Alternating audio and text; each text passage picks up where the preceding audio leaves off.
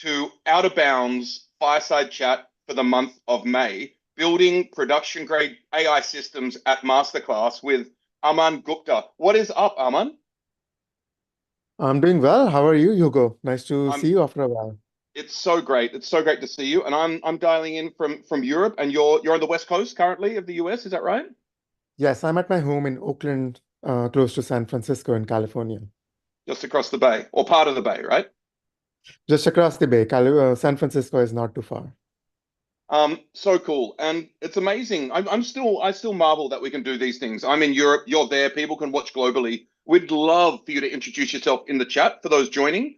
Where are you watching from, and what is your interest in such things? It'd be great. It'd be great to know. Are you a data scientist, machine learning engineer? You work in AI, or just getting interested in such things?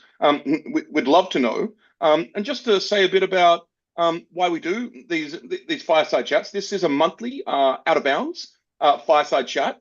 And Out of Bounds works on infrastructure tools and productivity tools for data scientists, machine learning, AI engineers that allow them to focus on building models and doing science while having easy access to infrastructural layers such as compute, orchestration, versioning. Doing this mostly through open source Metaflow, but also the Out of Bounds platform, which and I'll link to Metaflow in the chat here.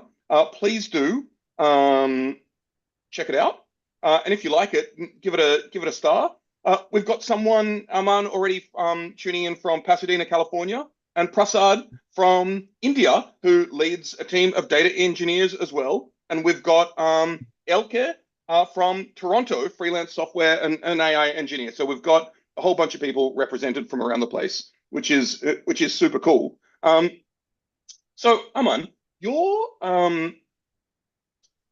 a senior staff software engineer at MasterClass, and you've been there for nearly five years. And I've got to say, I'm a huge fan of MasterClass. Actually, what an incredible product Thank in you. so many ways. Yeah, and I'm amazed at the amount of talent you're able to attract. Not only the obvious talent of all the instructors you get, but on the machine learning and AI side and product side, such a beautiful product. Now I presume most people know what MasterClass is, but if there are some who don't, could you just tell us a bit about what MasterClass does and how machine learning and AI fit into the broader product vision?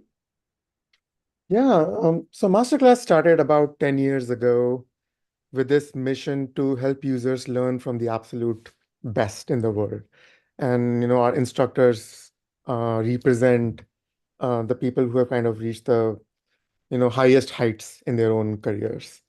So the way Masterclass has made that happen historically is through content, and it continues to be like, the primary way where Masterclass is reaching out to our users and helping them learn.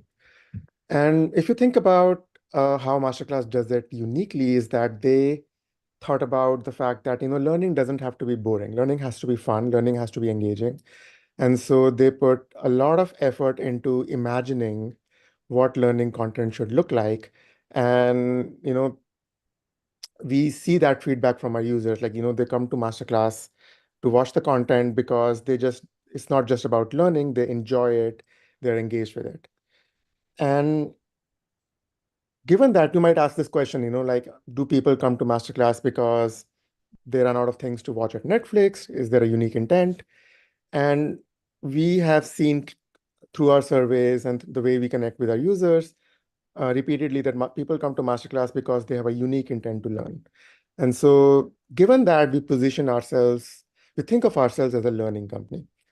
So, and that gives us this mandate to think about all possible ways we can help people learn. And now if you think about bringing in the capabilities of Gen AI into place, the possibilities of interaction, the possibilities of giving users direct feedback, things like that, helping them practice what they have learned, then it's a very, very natural fit for a learning company like Masterclass. Absolutely. And as you said, learning from the absolute best in the world. So I'm wondering if you could tell us a bit about what the main ways machine learning and AI are currently used to enhance the masterclass experience. So masterclass used to, let's say, we go back before 2022, used to have, or I mean, used to is not the right word, like had a focus on machine learning based systems for things like recommendations, like any content system. We used to spend effort focusing on solving that problem.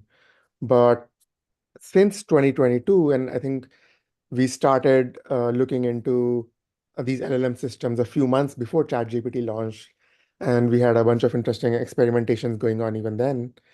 Um, the way we think of product strategy at Masterclass now is that AI is no longer a special term, that this product is AI based and this product is not AI based, things like that. So, because the impact of AI in learning is so broad and widespread, I think when I think of internal product strategy, they're no longer saying, okay, there is this AI component to it. I mean, when you start into go into execution, yes, you have to separate out the work streams and figure out who's doing what. But we obviously have this product called Masterclass On Call that we launched as an open beta in December 2024, which lets you talk to the AI of some of these world's best instructors. And in our product strategy, there are a few more things that are in the pipeline.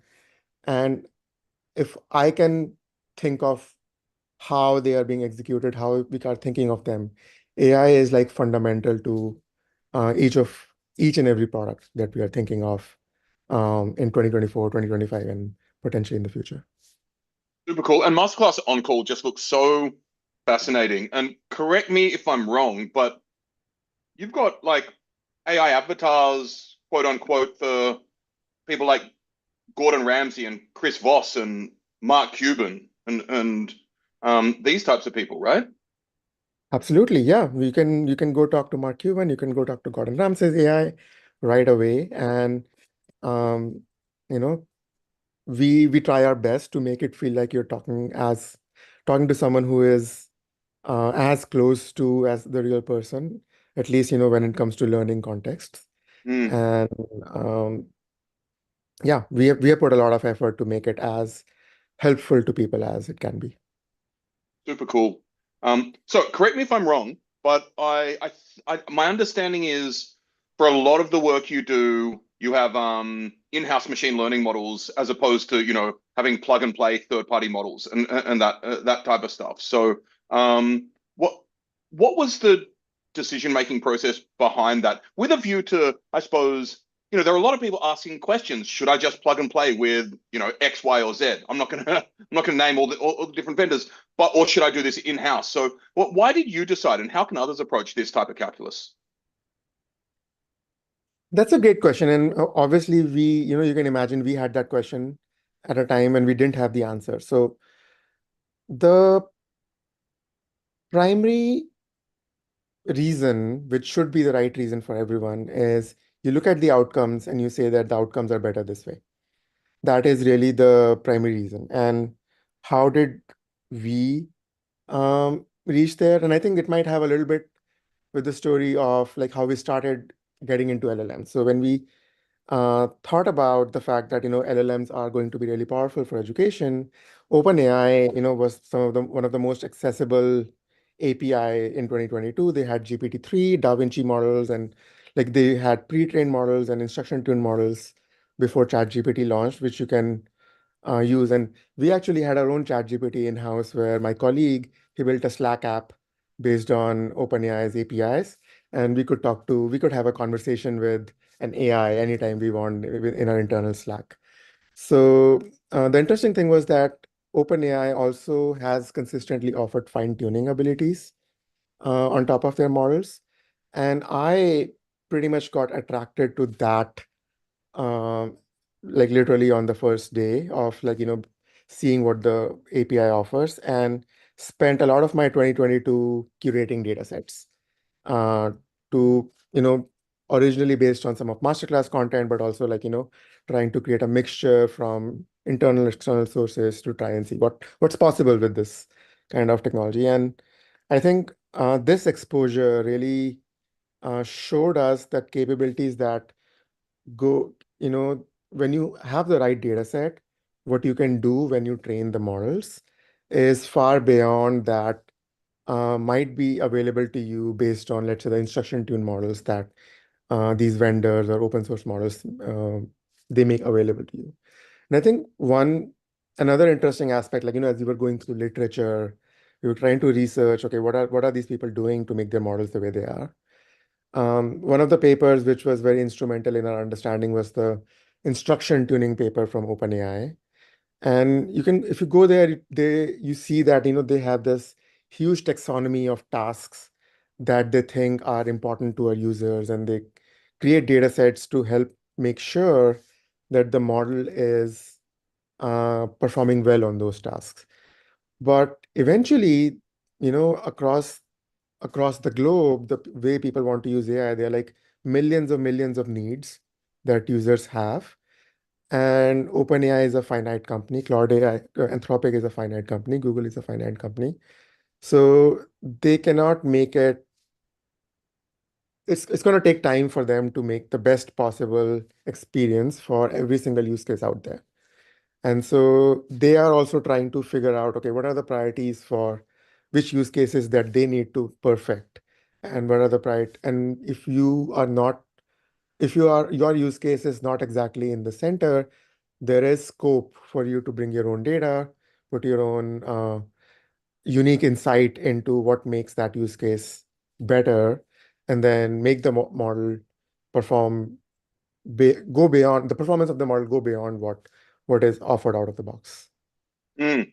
Yeah, that narrative is really interesting, and it's actually a journey that I've seen time and time again over the past few years. In particular, starting off with vendor APIs in order to get an MVP up and running, and then to develop it further.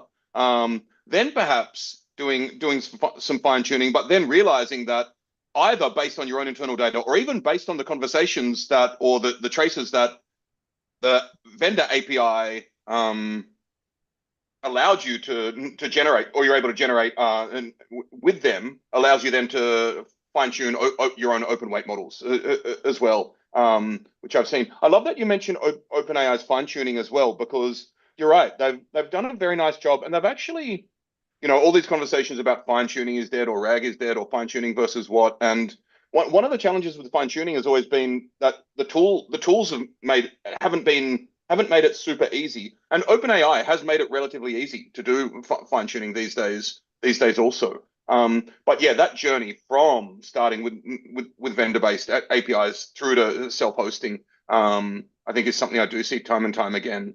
I am interested. Last time we spoke, we were talking about a lot of your work being focused on post training. And I don't think this is something people talk about a lot, actually. So I'm wondering if you could kind of elucidate what that means in practice and why it's such a priority for you and your team at the moment. So I think let's first define what post training is. And post training is pretty much defined by almost like the opposite of post training, which is pre training. And so I think everyone knows that these large language models take immense amount of effort and compute and time to train. And that process, which involves taking billions of documents from web, from books, and all kinds of sources, and you uh, train the model just to sort of be able to quote unquote repeat the material that they have learned.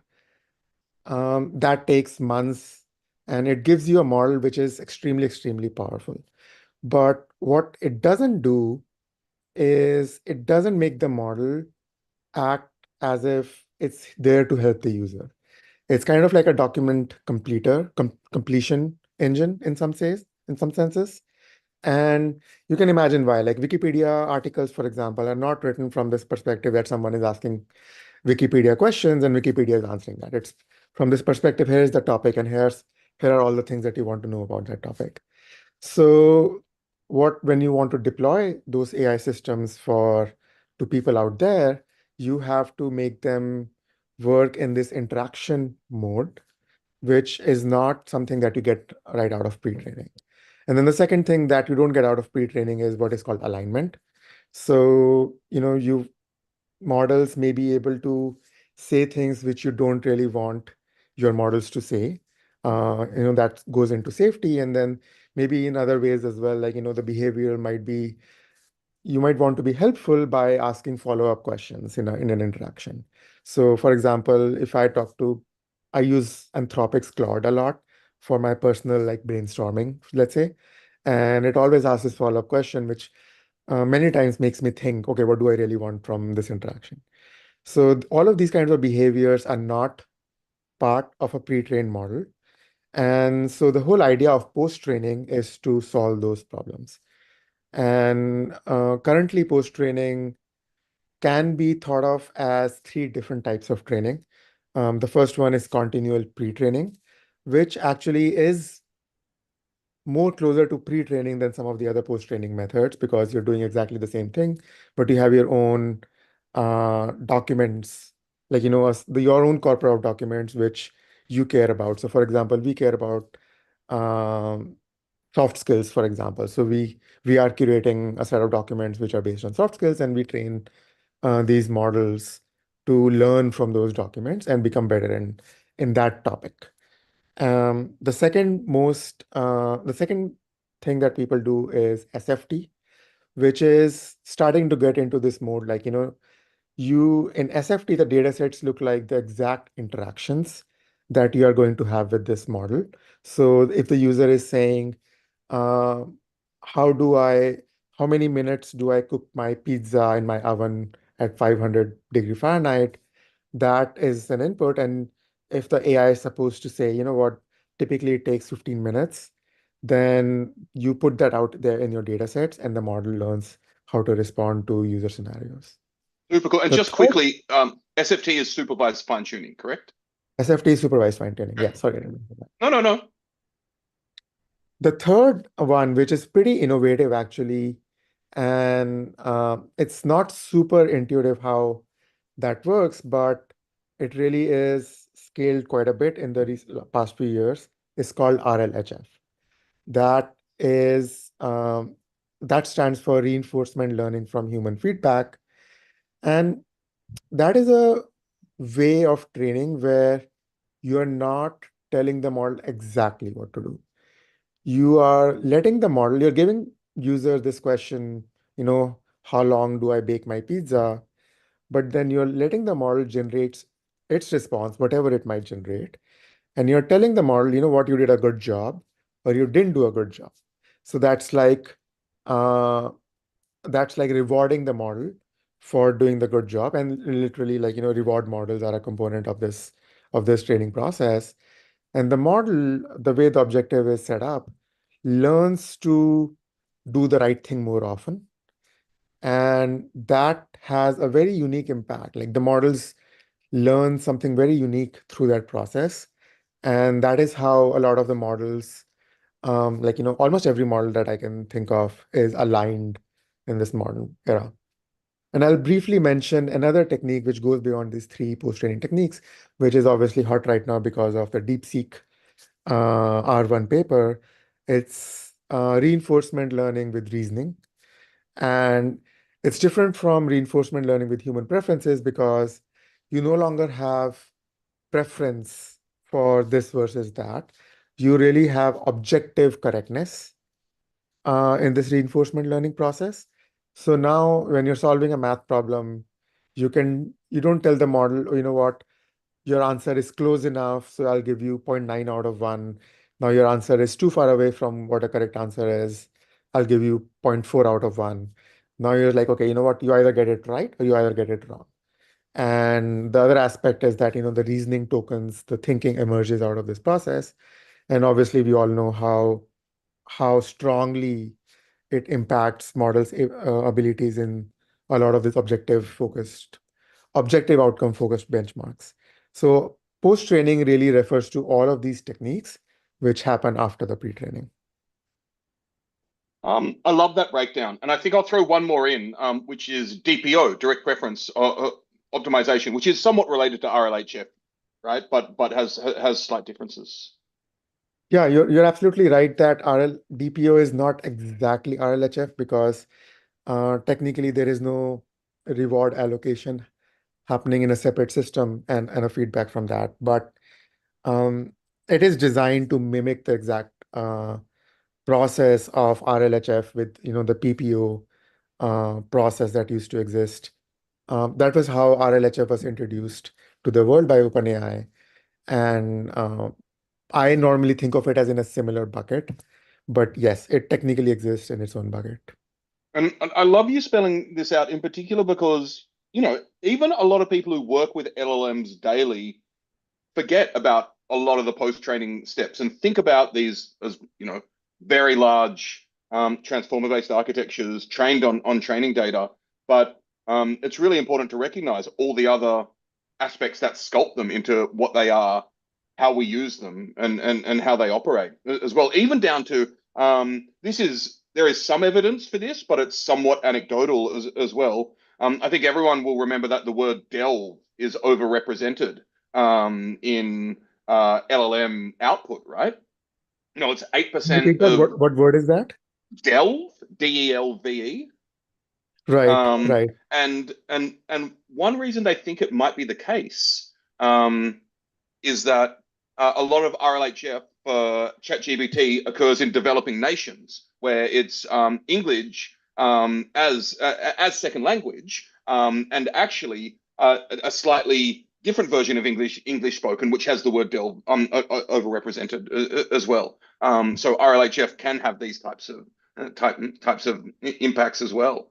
Um, Yeah, no, so definitely. I think one comment to make there is that um, all of these, like, the processes which are like SFT and RLHF, they are largely they work out of what are called constructed data. It's not necessarily like, if you think about Wikipedia articles, people have evolved that naturally into the shape that they are in. But if you think about the supervised fine tuning or the RLHF data sets that are being created, a lot of them are created through human efforts, through contractors or synthetic means. And so people who are behind the construction of these data sets, they have an intent in their mind on how to construct these data sets. And it can have this positive, negative impact where it is positive because, there is someone who is behind this and it kind of shows what they want from the model. But then it has not, evolution and natural processes shape things into their own, you know, look and feel. And currently, these SFT and RLHF processes don't necessarily reflect that. absolutely. And also everyone know that when ChatGPT says, "Hey, these are two different types of responses. Which do you prefer?" You're helping contribute to. It might not quite be the RLHF, but or it may be actually. But these types of processes in post training and retraining. So look, Aman, there's there's a lot of conversation about going from prototype to production and getting to the plateau of productivity and out of the trough of disillusionment with respect to each product hype cycle. It is undeniable that MasterClass for years has been putting wonderful machine learning data powered products into production, along with now seriously Mhm. generative AI powered products. A lot of teams are still stuck at the prototype stage with LLMs. What have you learned about taking models from proof of concept to production, and then beyond to having continuous improvement? I think the first response that comes to my mind is like, it is hard. It is not easy. And I think you have to accept that going in. Uh, Building a prototype has become extremely, extremely easy. Bringing impressive prototypes internally, I've seen a lot of other people like in the industry do it. If you follow like some subreddits like Local Llama, or if you follow generally AI on X, like people build im- seriously impressive prototypes every other day. Um, Taking it to production takes a lot of effort. And one thing that I want to highlight maybe is what is that process like in that, like, you take a lot of this effort going from prototype to production. What is that process like? A lot of the companies which are sort of trying to get into this space, like trying to build a prototype using, let's say, API-based models and trying to see how to get it to something that they can release as a product, are software engineering companies. Like, they build apps, they build data pipelines, things like that. And my viewpoint is that if you are building a product where an AI model is supposed to do something that you want it to do, then it is not engineering. It is experimental research. And I think Mm. that's one of the biggest things that everyone should first adopt. They should adopt the hat of the fact that they are doing experimental research when they are uh, in this game of making AI models do uh, what what they want them to do. And there's an analogy that I use, like, if you think about building a bridge is kind of like this stereotypical engineering task, which is pretty challenging, which can lead to a lot of innovation, but it fundamentally rests on the science of mechanics, like, Newtonian mechanics. And Newtonian mechanics are, beyond the realm of, like, light speed relativity or, atomic scale quantum theory. They are extremely correct in their predictability of what is going to happen given a stimulus. Now, let me ask you, do you think we are at that stage for AI systems? Do we have that level of predictability? Definitely not. And I would add, even before generative AI, there was a huge sense of non-determinism in, we talk about non-determinism, stochasticity in generative AI, but think about the Twitter algorithm in 2015, right? That's one of the most impactful, actually, Twitter in 2016, let's say, probably one of the most influential algorithms, machine learning algorithms on the planet. And we have no sense of physics about that, right? Newtonian or otherwise. Quantum's easier to grok than, pardon the pun, than Twitter in 2015. Yeah, absolutely. And the thing that it creates is that uh, the mindset around software engineering, which is around, like, when things don't work, you call it a bug in software engineering.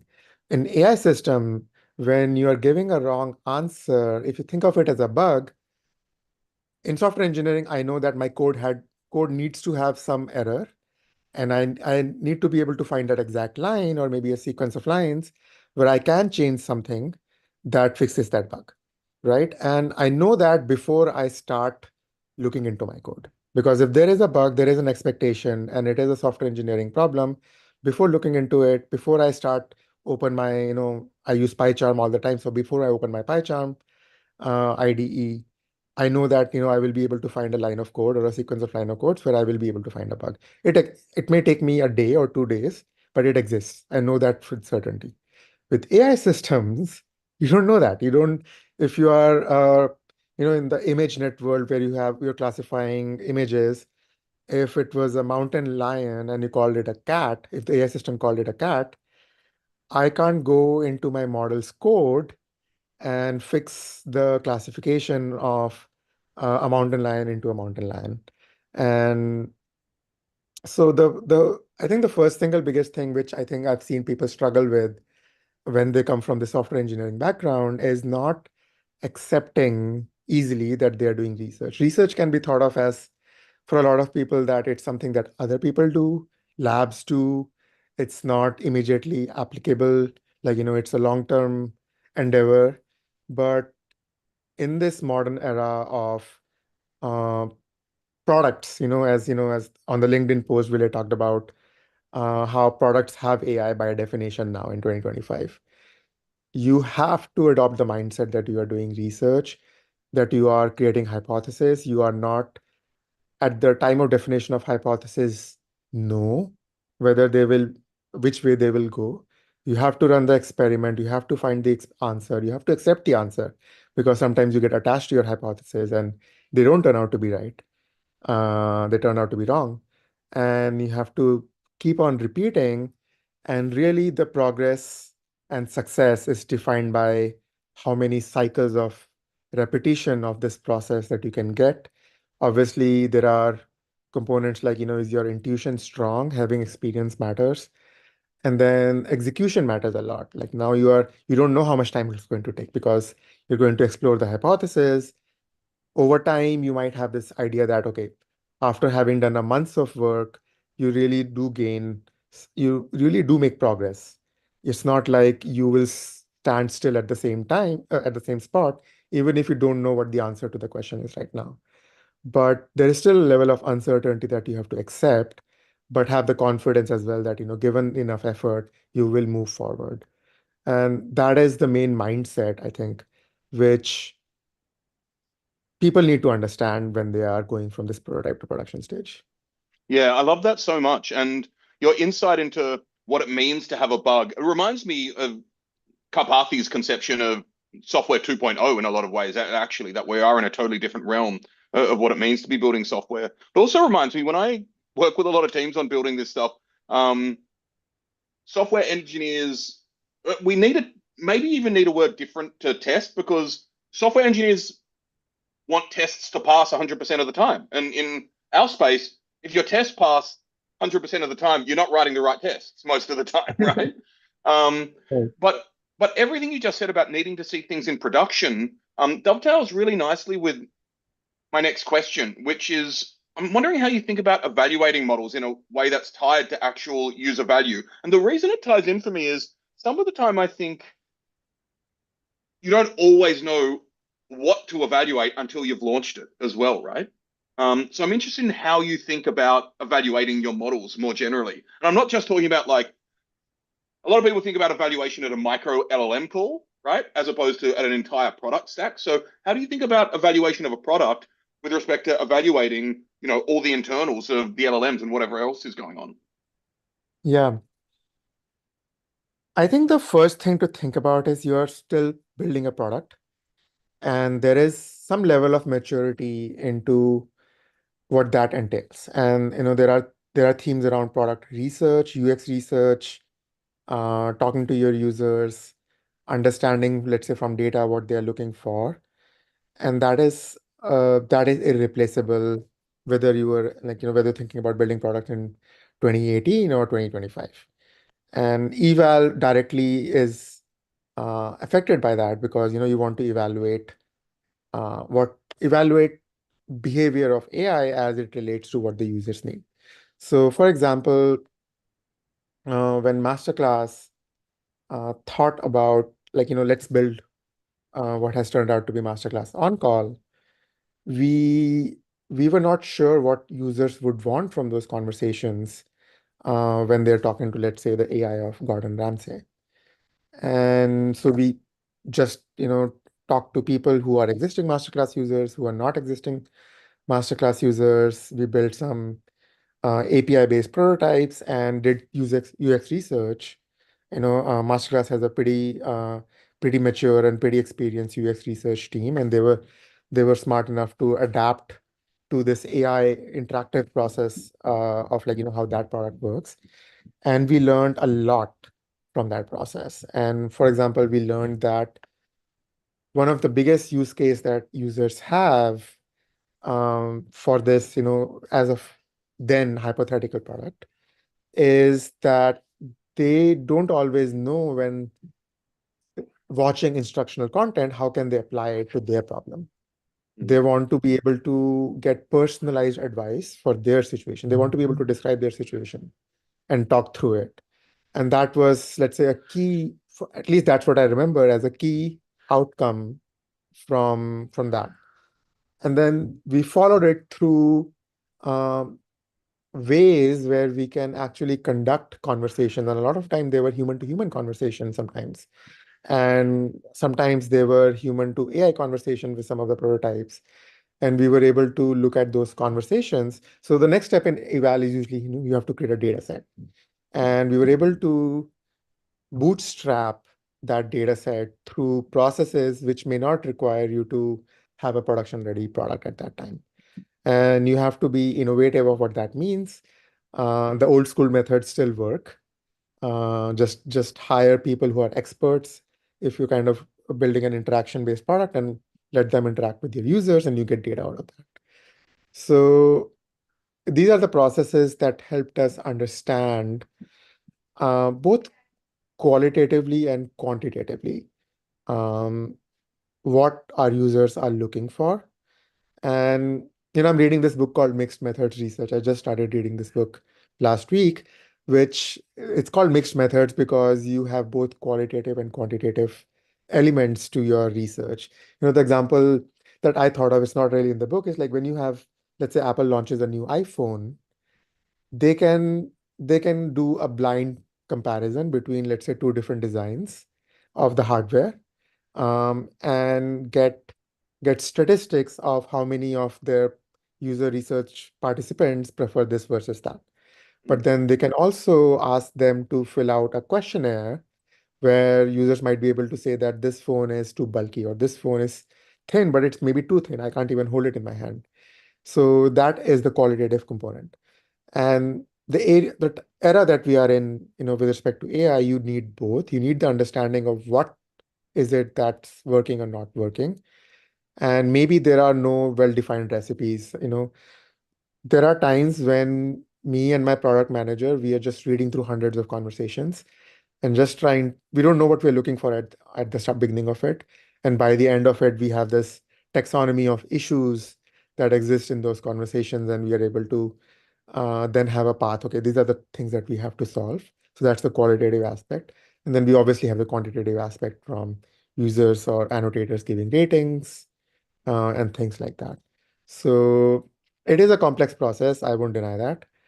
But you have to kind of adopt those mixed method research philosophies, understand how product research works, and combine all of that to create an evaluation method. I love it. Thank you so much for spelling out all of those different methods. I do want to just double click on three of them, or encapsulate them. First is think about what product you're trying to build and have a product mindset. I do think, a lot of people are like, oh, should I think about evals now, Hugo? And like, what are evals? And I say, forget about evals. Think about product, right? Because you can call them evals, but it's also can be called making sure your product works in a lot of ways. And I know I'm being a bit inflammatory there. The other thing, look at conversations, look at what's happening, and you spoke to a quantitative aspect, which is the third one as well, which is, get the quantitative aspect on labels and annotations, but that's quantitative, sure, but there's also quality behind it as well. And the reason I want to say that is a lot of people come to me and ask me, well, how do I evaluate this?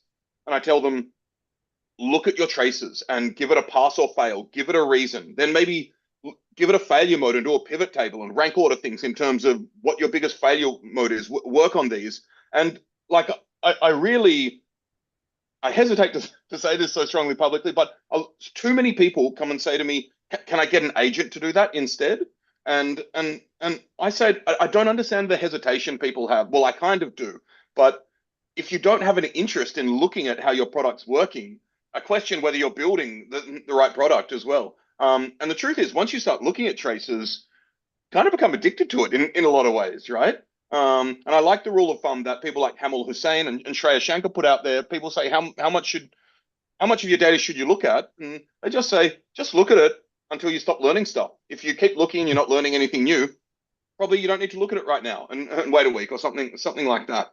So that those heuristics are super helpful, and it's great to hear that with such state of the art AI products at MasterClass, that's what you focus on as well. I'd like to move the conversation briefly to just thinking about infrastructure, because it's such an important concern for so many of us. I'm just wondering how you choose tools and design a stack that stays flexible in such a fast moving space like this. That's a good question. And I know the space is fast moving, but uh, the tools are also adapting. So, whoever is working behind the tools, they have my gratitude. as well, because obviously they have this hard challenge of adapting to uh, the progress that's being made in the industry. So I think from a tools perspective, you really have to. Our tools don't change that fast. Like the tool we adopt some tools, and if you think about the portfolio of tools that we are using, they have they we don't add new tools or keep experimenting with tools all the time.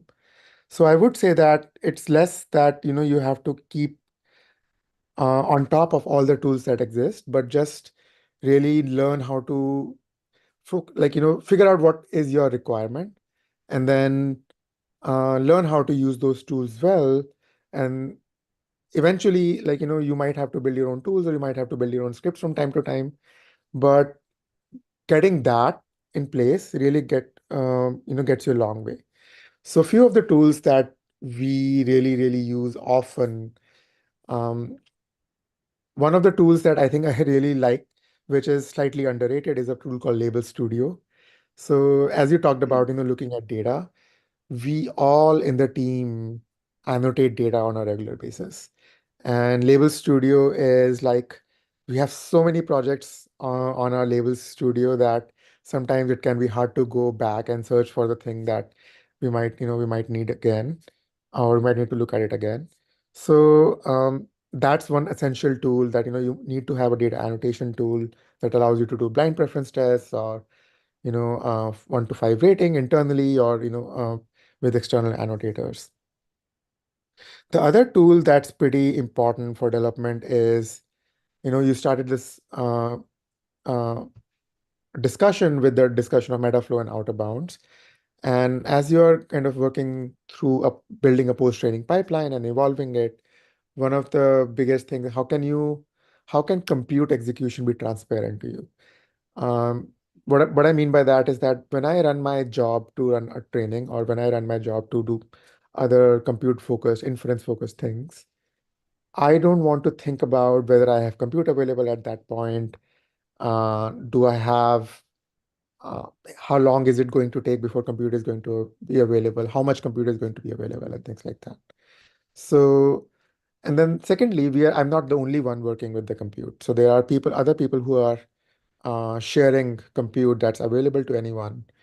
And I don't want to think about, if that person is running their training, will that affect me as much as possible? So uh, adopting Metaflow with Outer Bounds has given us that independence to a lot of extent. Before that, it was a lot of, in the morning, who's using all the GPUs that we have capacity for in the morning, and everyone is kind of discussing, okay, I need 4 GPUs, I need 8 GPUs. And you would have to keep that interaction going on through the day sometimes to figure out who has compute available. And that has really helped us speed up our execution, because now we can um, keep these parallel trains of work streams going on faster, and not be blocked on each other. There's less contention. In computer science systems, there is this concept of contention. It happens in human systems as well. And that's something that has reduced because of that. There is some tooling that we have developed internally as well. So one tool that we use often, which is internally developed, is almost like a Google Docs for conversational data. So because we create a lot of conversational data for, the training data sets that we need to, and then even sometimes for evals, um, the we need this mechanism to edit conversations, to review conversations, to talk across teams. Okay, this is what we think of the conversation. So that's a tool that we don't know if it exists out there, but that's something that we built internally, because conversational data is so essential to all that we do. And yeah, that's another example of a tool that we use.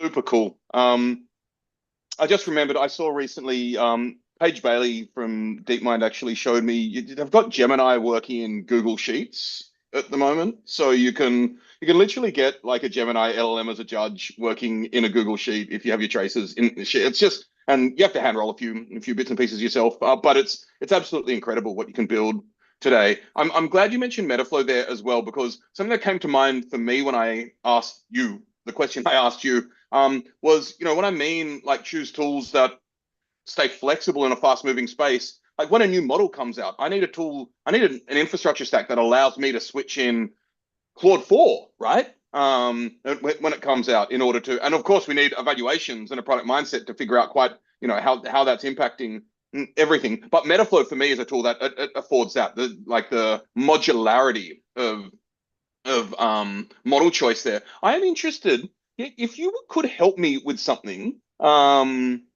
Because Metaflow is a tool which cuts across the entire stack of machine learning infrastructure, it's not necessarily always easy to describe everything it affords, right? Or everything that it allows people to do. So maybe you could you give me a description of Metaflow, particularly as how it works in your workflow?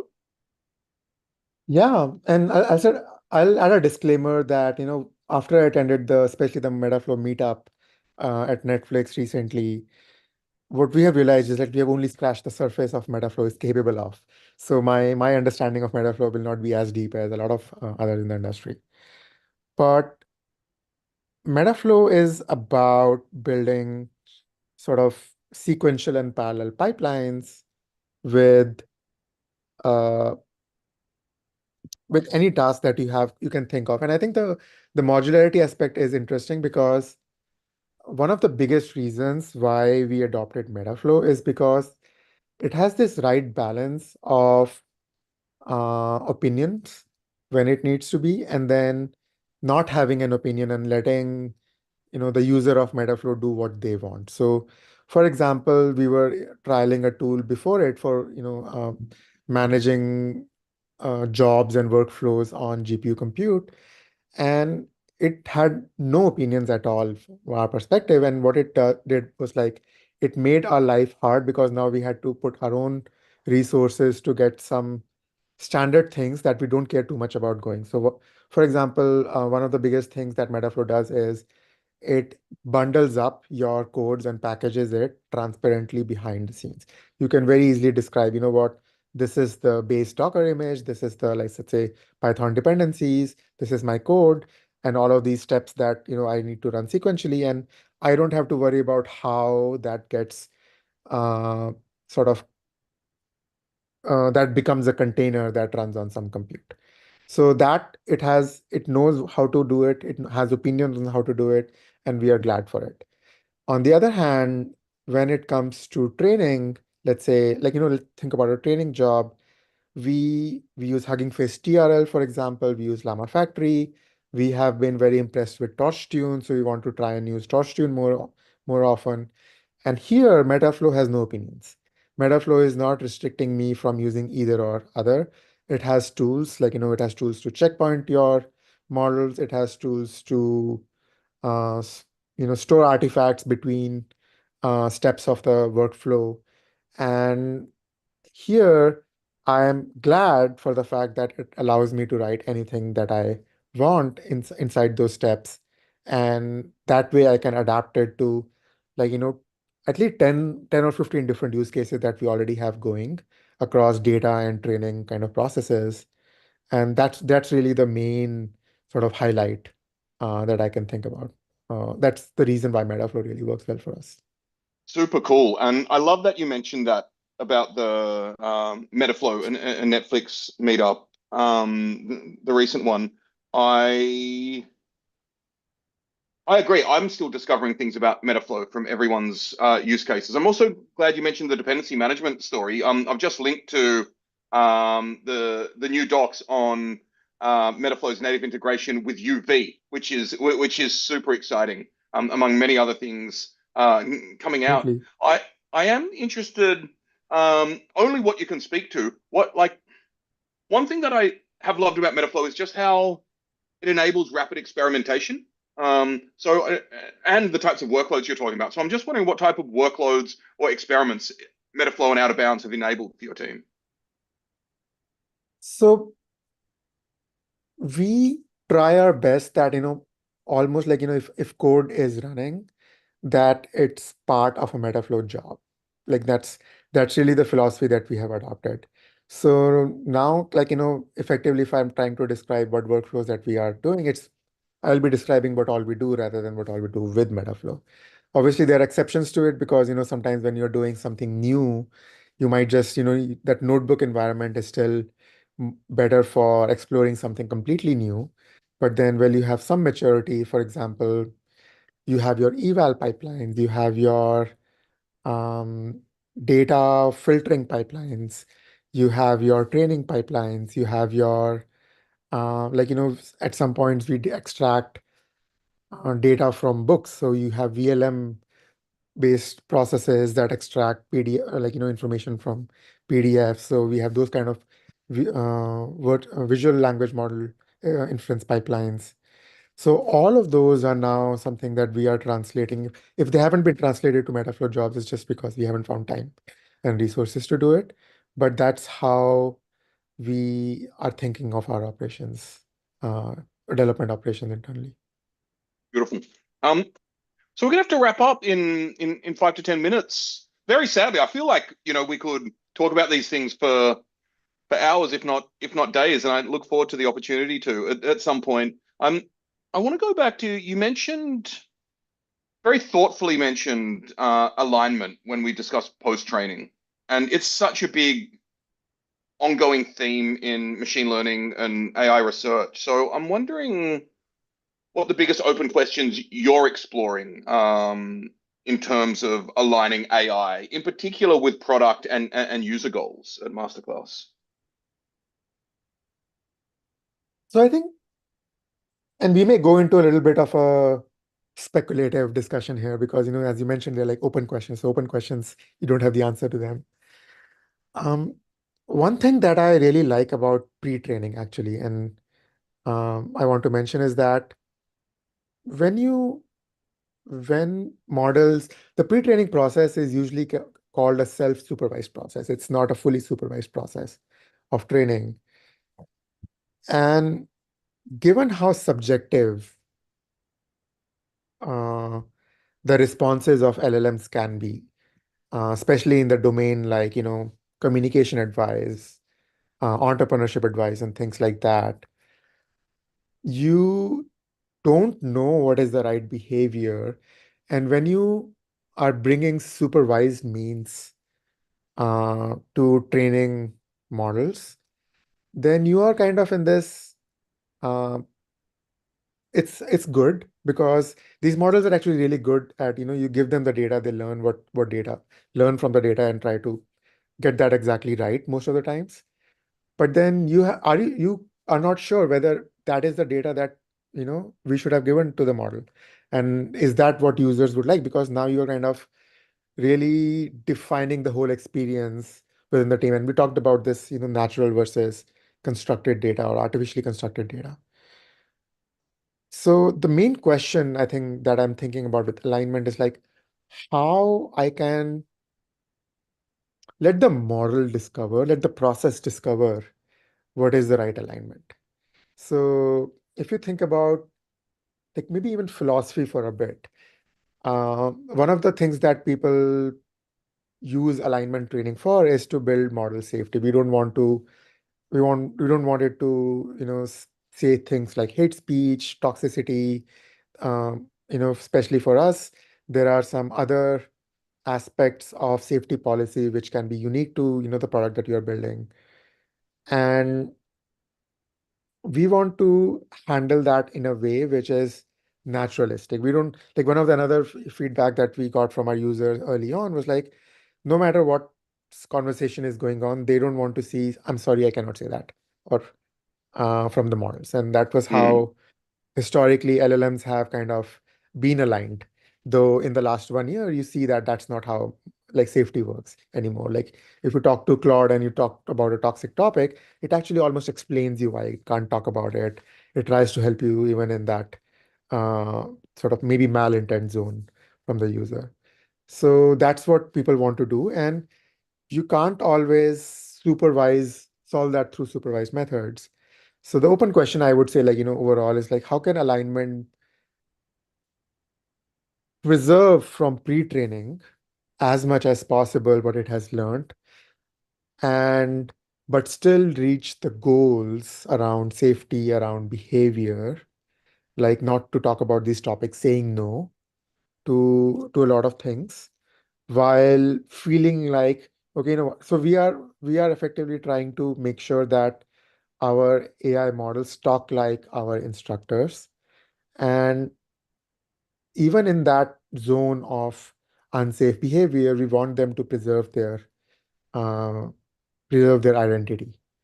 And that is one of the most interesting questions, because if you ever prompt engineered a pre-trained model, then you would know that it behaves very differently to any instruction tuned model that exists out there.